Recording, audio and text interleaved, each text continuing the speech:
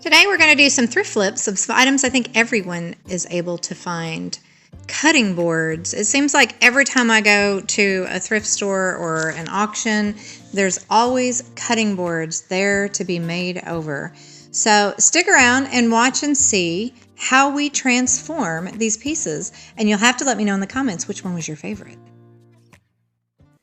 Hi everybody, thanks for stopping by Ampersand Unique Gifts and Home Decor. So like I said, today's thrift flipped items and upcycled items are something that I think probably everybody finds at one time or another in the thrift store. So whether I'm clerking at an auction or whether I'm out thrifting, I usually find breadboards, I find cutting boards, whatever they are.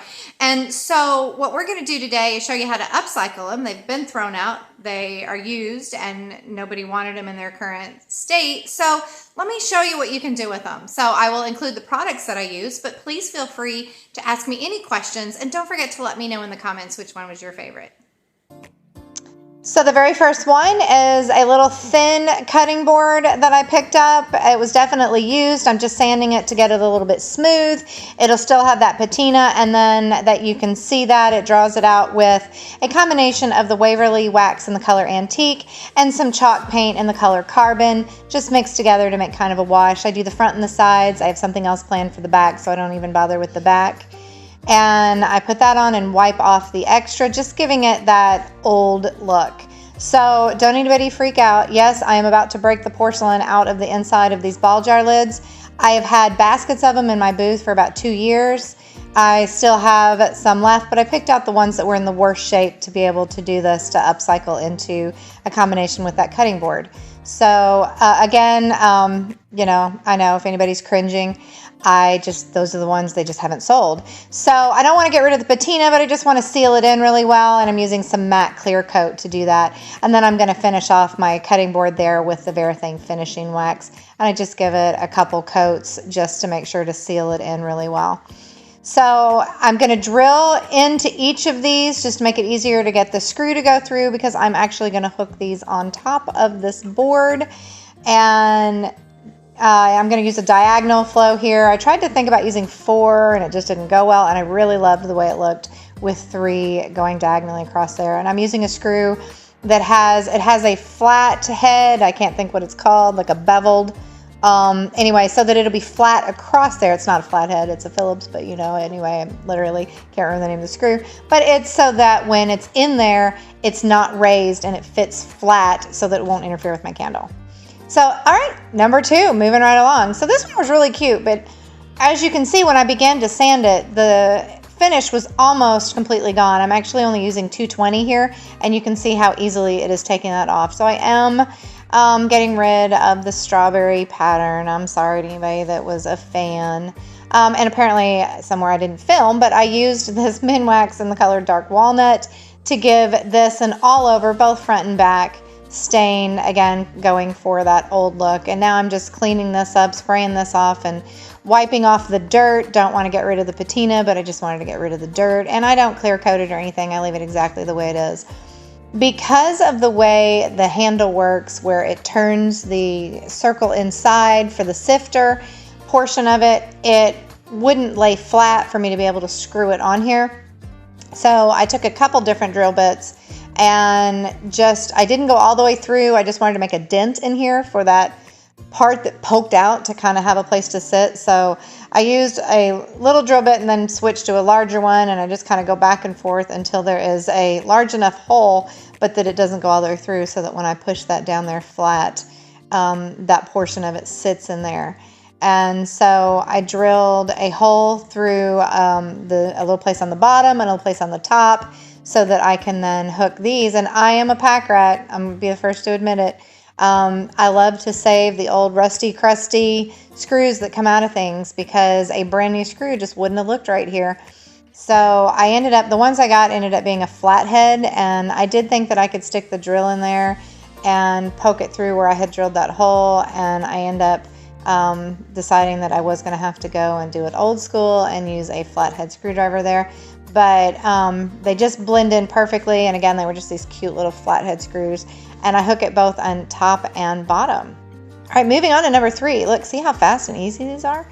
So this cutting board was in really good shape. It was used. It did have some cuts, but it was very smooth and rounded. So I'm just going to give it a coat of this Rustolem chalked paint in the color Linen White, I think. Well, yeah, I can never remember that. And I wasn't really necessarily needing overall coverage. So you can see here it's kind of getting old and thick, so it actually, one coat gave it really good coverage, but I'm going to sand it down just to give it a little bit of distress, and then using the same Varathane wax in the color Natural, I'm going to give it a couple coats just to seal in that chalk paint. Apparently I'm trying to find a rag. I think I settled on a paper towel. But just going in and I just want to get everything sealed, but nothing that's going to be too heavy or change the color. So I picked up these adorable little baskets actually at the Dollar Tree, so $1.25 a piece. And I really loved the look, kind of the seagrass, but I wasn't sure what I was going to do with them when I picked them up. And when I saw this cutting board, I thought that would be the perfect size basket to put on there. So I'm just kind of cutting off some stray pieces, and then I'm going to look at the basket, figuring out which side looks better. You could kind of see where the basket ended at the top, so I turned that and put it toward the back at the cutting board. And using this package of, so I got this from Amazon. It's just a whole bunch of different sizes, both in length and in girth.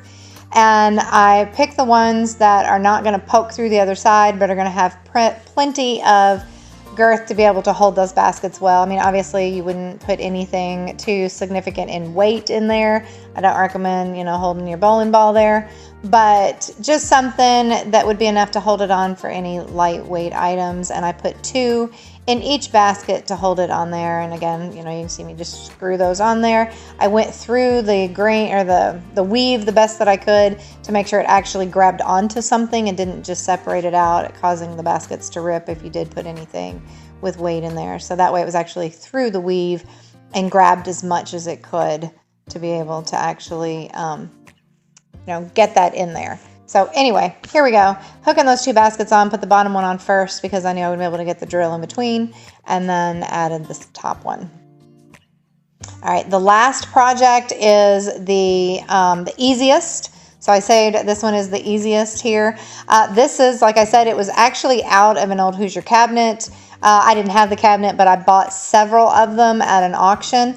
I'm going to just sand it a little bit smooth. I used a cleaner and then rinsed it off with water just to get rid of all that sanding dust and any gross grime or anything that might have been on there in its prior life. And these brass handles, they don't match exactly, but they are both about the same size and about the same color. I didn't polish them. The future owner can do that if they want to, but I loved the way they looked with that old patina, and I just thought it was so neat not having them match and be able to do that. So here you will watch me struggle. I'm measuring to make sure I do it in the middle, and no, that is not paused. That is me slowly trying to do math and divide by 2 and figuring out where that handle is in the middle.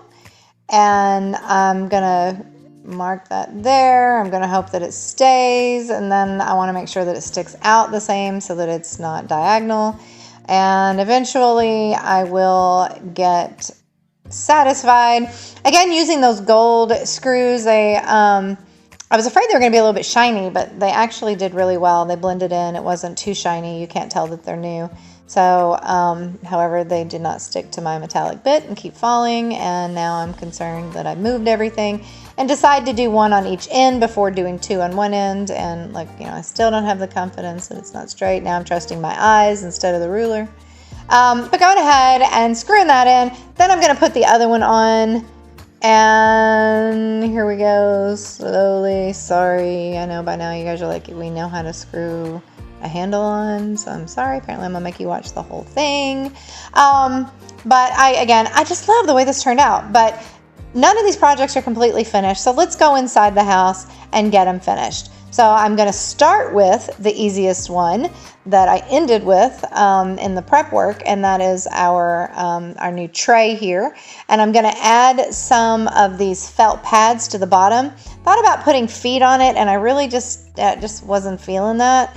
So what I did instead was use these foam pads. You can pick them up anywhere. the Dollar Tree, the Dollar General, Walmart, any, home improvement store. But even though they have sticky on them, I always like to add the glue. And yes, sorry, I had it backwards, so you can see it is the 3-in-1. I call this my my cold hot glue because it dries very fast and very strong. But and it's as fast. I use it when I'm doing craft shows and I don't have time to, or I don't have enough, I don't have electricity to be able to use hot glue.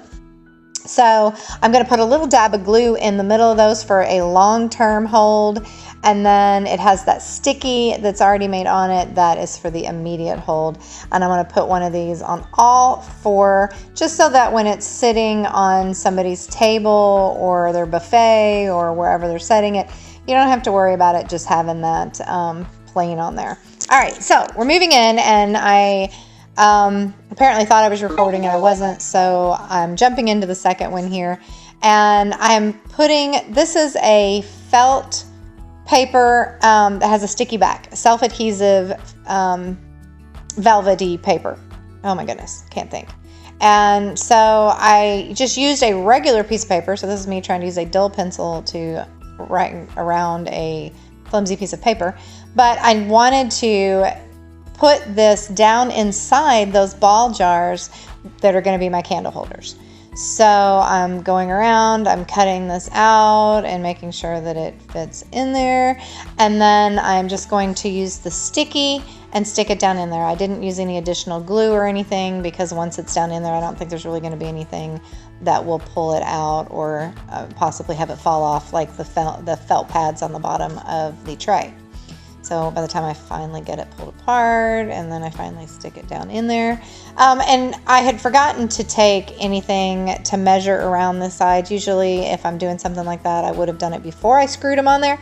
But here, using a piece of paper to fit down in there was perfect so that I could trace around that and then get these. So I'm going to do that times 3 so that all 3 of these will have that velvety lining inside. And then I'm using the same thing on the back. So remember in the beginning I said I did not stain or wash. This is where I use the wash, the back of it, and that is because I'm using this paper. So this is going to be sitting on, somebody's table or counter or buffet or dresser or wherever they're going to want to put this adorable little candle holder. So I just go ahead and line it up. I traced around it, obviously. This particular one in the color black was it's like an 8.5 by 11 regular size sheet of paper. So it wasn't tall enough to go all the way up, and I didn't want to add a little extra piece. But I knew I was going to put some twine around in that hole that's at the end. So I decided it was okay. Fortunately, it's a little bit forgiving when you don't get it straight and you have to start over. And so I was okay with it not coming all the way up to the top around that handle because that twine was going to go through there. So here I adjust it a couple times and then I stick it down there. And if it, when you leave it alone and get it, that sticky will stick really well and it will adhere to that. But you can see here I continue to mess with it, smooth it down, and voila, there it is. I'm going to set it over to the side and work on this one. So I really love the way this came out. I am going to use, this is a roll of the same kind of stuff, but this is in the color brown, and I don't have to worry about it not being tall enough. I can do the entire back with all one piece. This is going to be hanging on someone's wall, so I wanted to make sure that I did cover the entire back. So I'm going to just put that down. I'm going to use my same very dull pencil to try to scrape around there, and I'm gonna go all the way around. Okay, are we learning how to trace something? So as I'm cutting it out, I cut as closely to my line as I can, trying to go very smoothly around there and make sure that I get it straight. The quality control comes in to check to see how I'm doing. She's trying to convince me it would be easier if I would just pet her. So anyway, I put that on the back, get it all done, get it on the back, and this is what I was talking about with the twine I was going to put on there. These were actually on some little wreaths from Target, and I didn't need them to hang it, so I saved them. Again, I might have mentioned before, I'm a pack rat, right? And I just tie that around there just to give it a finished look. I just felt like with that hole in there, it needed something around there, and I wanted to stick with naturals. I didn't want to put ribbon or bow or anything. And these were just the perfect size, perfect piece, and perfect color to go through that hole. All right, so now I got to add some hanging hardware. So I am going to wish that I maybe had thought of that before I put the baskets on there. I put the baskets on when I was still in the shop, but I don't like doing this portion of it out in the shop just because it's dirty, sawdust everywhere. So I'm getting into my stash of picture hangers, and go ahead and just grab this one. It might be a little bit overkill for the weight, but it was handy, and I'm going to use this little D-ring that already has the screws in it. But trying to figure out how to get these on here without mashing my basket and still be able to do this. So you can see somebody swishing her tail over there. She's really mad because I have not, I've knocked her off the table a few times already. But I was able to kind of hold it and push up with one hand and down with the other. And I did finally get these in there. So here we are onto our sifter. I am actually just leaving the back of this. You can see the shapes kind of where the stain didn't take as well over where those strawberries had been. But it's smooth, and I really didn't feel the need to have to put that velvety stuff on it. So I'm just going to find a good hanger. I'm going to go with the D-ring, but I'm looking to see where all the screws are. And I end up deciding to just steal the screws out of the big white one here. And I liked the flat D-ring that I have on the table that I'm going to use, but I needed the screws, so I'm stealing them out of this one. And I'll find some other ones for that one later. There are screws down in there. I just didn't want to dump it out to look. So running kind of into the same problem here with the sifter on the other side, but I was able to finally get a good grab and get those attached. I am going to use some smaller foam discs on the back of that, just so when it is hanging on the wall, it has those little discs, and I'm just going to put 2 of them on the bottom. I'm not going to put it up on the top where the hanger is, but I do the same thing. I use my 3-in-1, my Beacon 3-in-1 glue, and just put a dab in the center, and then I put one on one side, and I'm going to put one on the other side.